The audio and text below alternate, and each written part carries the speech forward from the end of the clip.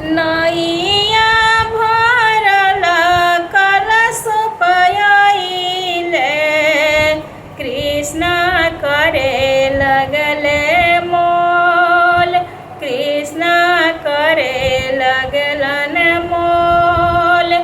नैया भरल नारियल आइले, कृष्ण करे लगलन मोल, कृष्ण करे लगलन मोल। कवन व्रत रुक्मिन कइलू, पवलू कृष्ण कन्हैया।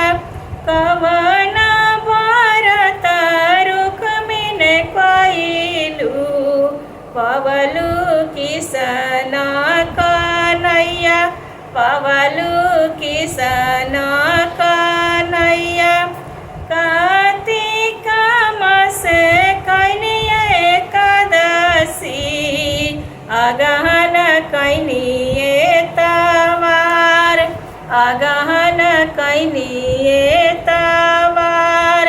तीसरे में कैनी छठी परबिया, पवनी कृष्ण कन्हैया, पवनी कृष्ण कन्हैया। नैया भरल दौरा आइले, कृष्ण करे लगले मोल, कृष्ण करे लगले मोल।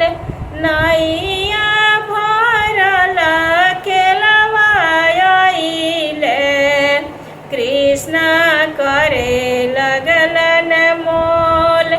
कवन व्रत रुक्मिन कइलू, पवलू कृष्ण कन्हैया, पवलू कृष्ण कन्हैया। कवन परब रुक्मिन कइलू, पवलू कृष्ण कन्हैया।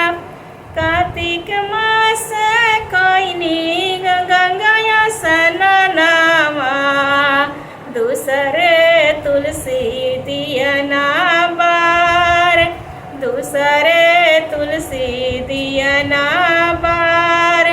तीसरे में कैनी छठ परबिया, पवनी कृष्ण कन्हैया, पवनी कृष्ण कन्हैया। नैया भरल शरीफवा आइले, कृष्ण करे लगलन मोल, कृष्ण करे लगलन